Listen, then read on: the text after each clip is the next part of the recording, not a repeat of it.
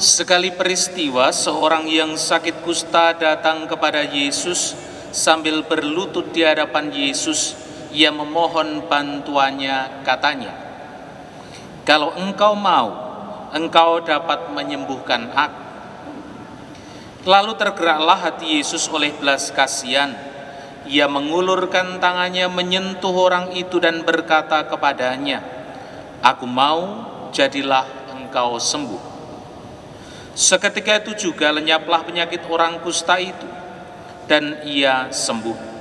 Segera Yesus menyuruh orang itu pergi dengan peringatan keras, "Ingat, jangan katakan sesuatu kepada siapapun juga, tetapi pergilah, perlihatkanlah dirimu kepada imam, dan bawalah persembahan untuk upacara penyucianmu yang diperintahkan oleh Musa sebagai bukti bagi mereka."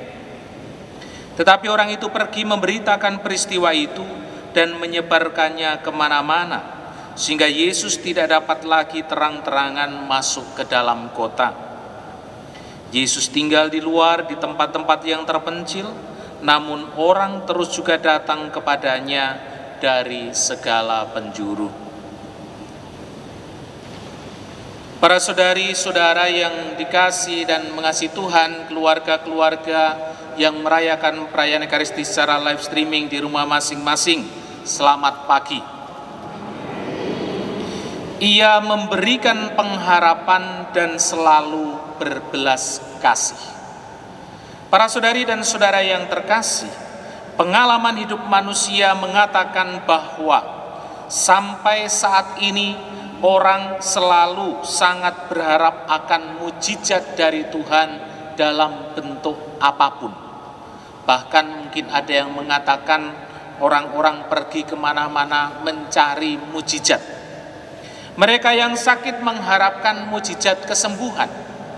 Mereka yang miskin tidak punya apa-apa mengharapkan kekayaan. Mereka yang sedang tidak punya pekerjaan mengharapkan mendapatkan pekerjaan yang baik, dan seterusnya. Kadang-kadang kita sebagai manusia tidak tahan dengan situasi kesulitan seperti ini. Maka kemudian kesetiaan kita juga diuji. Apakah kemudian kita mengeluh kepada Tuhan, tidak bisa bersyukur kepada Tuhan, atau kita akan tetap mampu bersyukur kepada Tuhan? Para saudari dan saudara yang terkasih, bacaan-bacaan hari ini memberikan pengharapan akan belas kasih Allah dalam kesulitan-kesulitan kita. Bacaan pertama dan bacaan ketiga, bacaan Injil, menunjukkan kepada kita bagaimana seorang yang sakit kusta dijauhi oleh orang lain.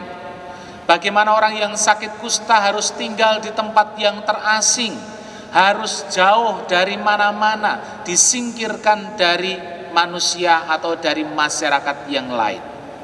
Tetapi dalam Injil kita mendengarkan bahwa seorang yang sakit kusta dengan segala keberanian, kerendahan hati dan imannya datang kepada Tuhan, berlutut di hadapan Yesus dan memohon, "Kalau engkau mau, engkau bisa menyembuhkan aku." Dan yang terjadi adalah bahwa Yesus kemudian, "Aku mau," dia datang kepada orang itu, menjamahnya dan mengatakan, "Aku mau, jadilah engkau sembuh." Para saudari dan saudara yang terkasih, pasti menjadi kegembiraan luar biasa bagi seorang yang sakit kusta yang disembuhkan hari ini. Maka meskipun dia dibilang oleh Yesus, "Kamu jangan berbicara kepada siapapun, tetapi persembahkanlah persembahan sebagai bukti penyembuhanmu yang menjadi kewajiban bagimu," dia malah pergi dan kemudian mewartakan berita kesembuhannya kepada banyak orang. Warta kesembuhannya ini menjadi berkat bagi orang yang disembuhkan ini. Para saudari dan saudara yang terkasih, situasi orang kusta ini barangkali menjadi sangat cocok dengan situasi kita sekarang ini. Ketika hampir 1 tahun kita mengalami pandemi, salah satu yang kemudian muncul dalam cerita-cerita kita adalah bahwa mereka yang mengalami pandemi pada awal-awal pandemi mereka yang terkonfirmasi positif corona, mereka juga diasingkan dari masyarakat. Mereka disingkirkan dalam arti tertentu dari masyarakat, dikucilkan. Kakak saya termasuk salah satu yang terkonfirmasi positif di awal-awal pandemi.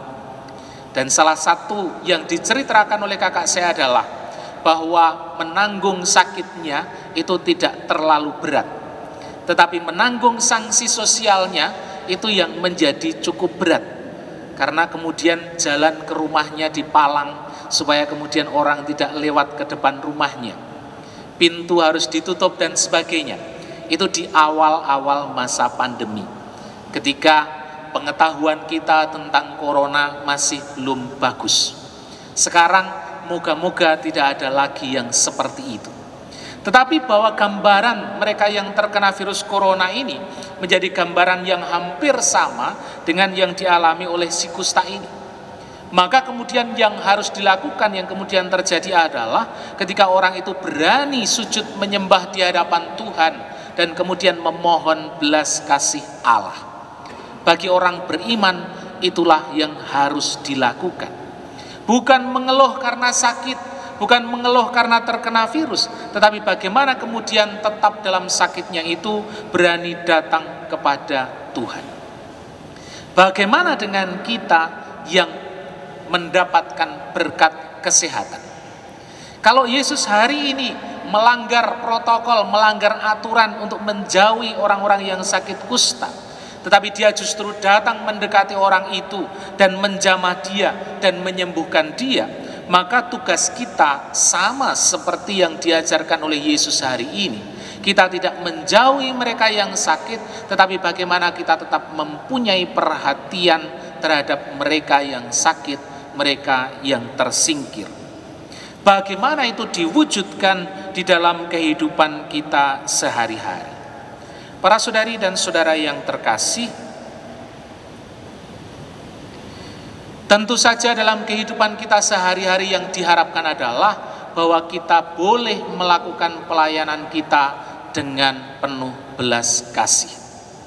Saya senang bahwa di paroki ini masih ada sekian banyak orang yang mempunyai perhatian luar biasa terhadap mereka yang sedang sakit, mereka yang menderita, mereka yang sedang mengalami kesulitan.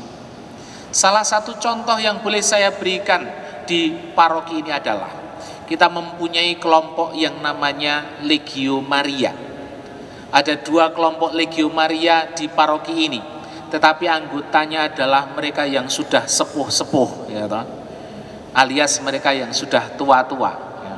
Anggotanya sebagian besar. Orang mungkin takut mengikuti Legio Maria karena tugasnya apa? Berdoa setiap hari. Berdoa setiap hari itu kan sesuatu yang tidak mudah bagi kita. Berdoa setiap hari. Tugas yang lain apa? Mengunjungi orang-orang sakit. Ketika masa normal, maka kemudian Legio Maria ini rajin setiap minggu berkunjung ke orang-orang sakit. Kadang ke rumah sakit Adi Husada, kadang ke rumah sakit yang lain. Mereka yang sudah sepuh-sepuh ini ternyata setia juga memperhatikan mereka yang lain yang sedang mengalami kesulitan. Kadang bagi saya yang masih muda, ya, paling tidak ya setengah muda, atau bagi kita yang muda-muda, melakukan hal yang seperti ini kadang menjadi hal-hal yang sulit atau yang bahkan asing bagi kita masing-masing. Saya yakin masih ada yang lain, PD karismatik yang juga rajin mengunjungi mereka-mereka yang sakit. Atau juga mungkin PSE yang juga rajin mengunjungi mereka-mereka yang membutuhkan pertolongan.